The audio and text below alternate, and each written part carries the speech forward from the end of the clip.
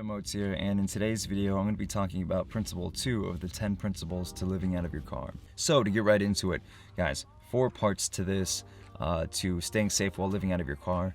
And part number 1 is driving. It's probably the most obvious. Your car is now your home is now your car, and driving, it's still dangerous. It's still going to be something to where if you're not doing your absolute best when driving, if you're not sharp, if you're not sober, if you're not on your best behavior really while driving your car, the consequences are now much more severe.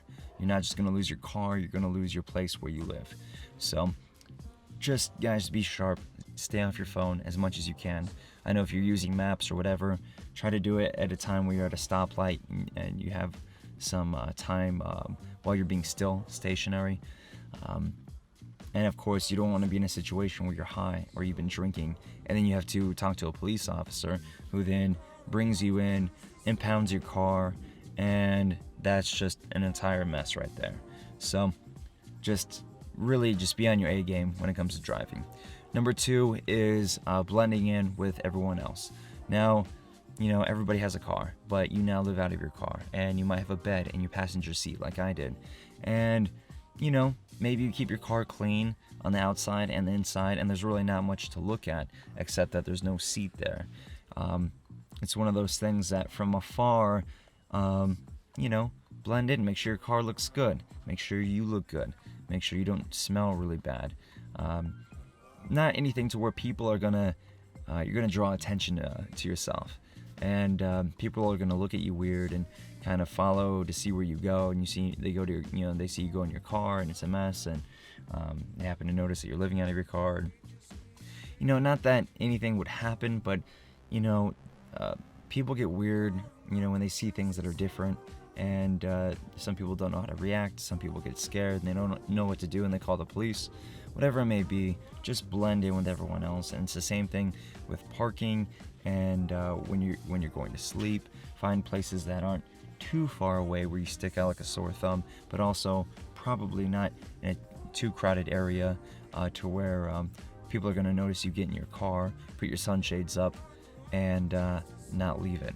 So just use your best judgment, I guess. Anyway, and then 3 is camouflaging yourself and up close and personal. So again, I would recommend getting the darkest window tint you can that your city and state will legally allow you to have, so that when people do look at your car, they're just going to see a reflection, and they can't see inside. And tint doubles its effect at night to where somebody really has to put their face up to the glass in order to be able to see through it. And even then, that's going to make them look like the creeper. And I don't think anybody would do that other than security guards and police officers, where that's their job to kind of see what's going on inside there. If somebody was to be like, oh yeah, I saw somebody go inside their car and they haven't left for hours. Why they'd be watching your car for hours, who knows? But again, people are weird things happen, so yeah, use the tint as the first layer.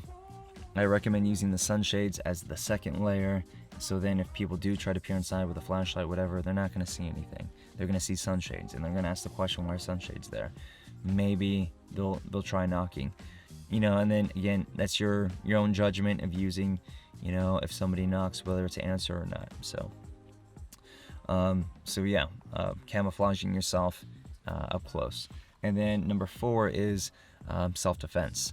So if somebody happens to want to break into your car or come after you because they know you're living out of your car, and it's not a great thing to think about, but those things may happen, and it would be helpful if you were prepared for a dangerous situation and you could defend yourself, because it could be your life.